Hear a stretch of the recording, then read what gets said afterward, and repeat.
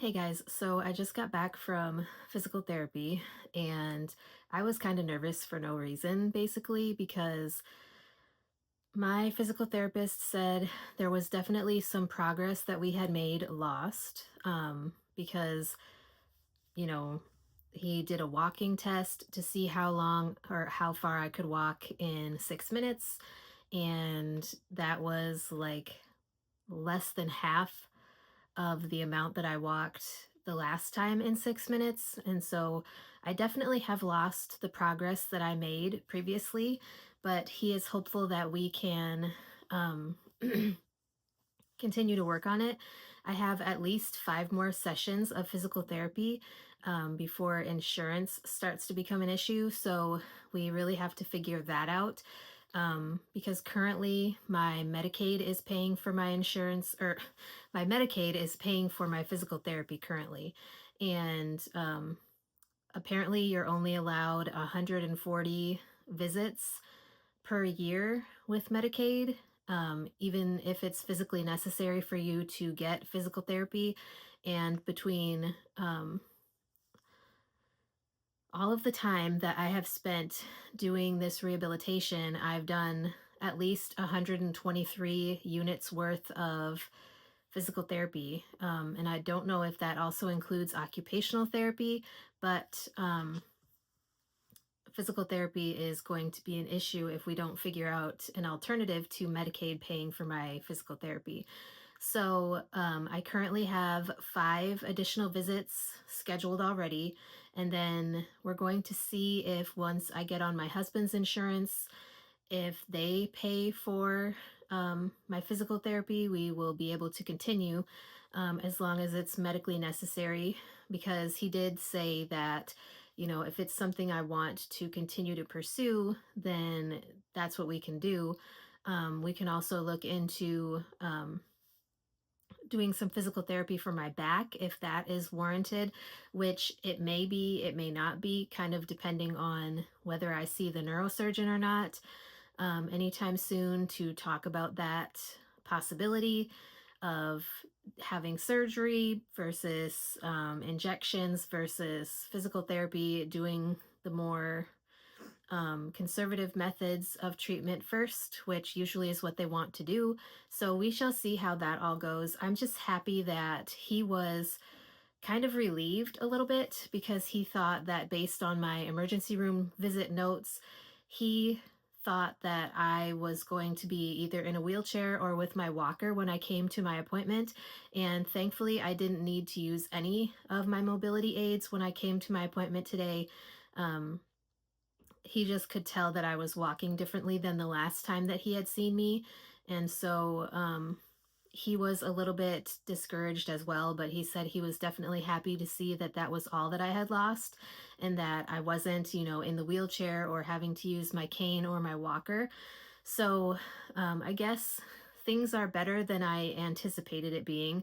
He said he definitely noticed some movement changes, and we kind of talked about like people faking it because we were talking about um, how the doctor in the emergency room kind of acted like I was faking everything, faking my symptoms. And we were talking about how um, people get treated differently when they have functional neurological disorder. And there's such a stigma with it that people get treated wrong when they go into the ER or places like the ER.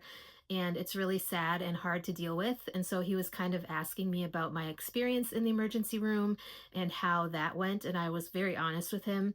And I said I felt like that doctor thought that I was just faking everything and just treating me like an asshole would treat somebody. Like I did not feel comfortable with the interaction I had with that ER physician. So um, we were talking about like people faking their symptoms based on what I was talking about the emergency room visit with my physical therapist. And he basically said that he has definitely seen people come into physical therapy faking their symptoms. And he said, like he doesn't understand why this doctor would think that I am faking my symptoms because I've been very consistent ever since the first time that I started seeing this physical therapist. And he said, since I know how people move, I can tell when you're at least trying to move. And like I have tremors from my functional neurological disorder as well. And so like when I move my foot, like if I try to move my foot up, I will have a tremor in my foot, and it's like my muscles want to do what I'm trying to get them to do, but they don't fully. And so it's like a tremor like this. And it he said he can tell that I'm trying, that I'm at least trying to do what he's asking me to do. And so he was very frustrated for me that that is the experience that I had. And so I just think that it's good that I have somebody on my team who understands kind of the stigma that is surrounding this disorder, and kind of what I feel like having to deal with all of this. Because it's hard.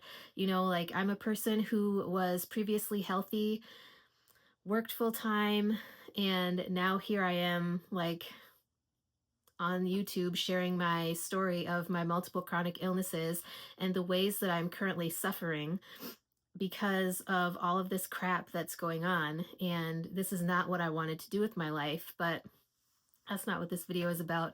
I just kind of wanted to let you guys know how physical therapy went today. I am pooped, like I'm pooped out. I'm very tired, and we only had a 45-minute session instead of an hour-long session because they had to do a reassessment because it had been over 30 days. Um, but normally those are an hour, and so we had to cram the reassessment into a 45-minute session instead of an hour-long session. So I'm tired.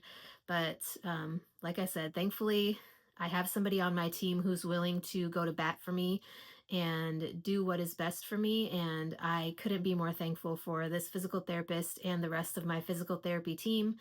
Um, but yeah, anyways, I just wanted to share that with you guys. If you guys have any questions or comments or suggestions, let me know, and I would be glad to get something filmed for you. And with that being said, I will talk to you guys in my next video.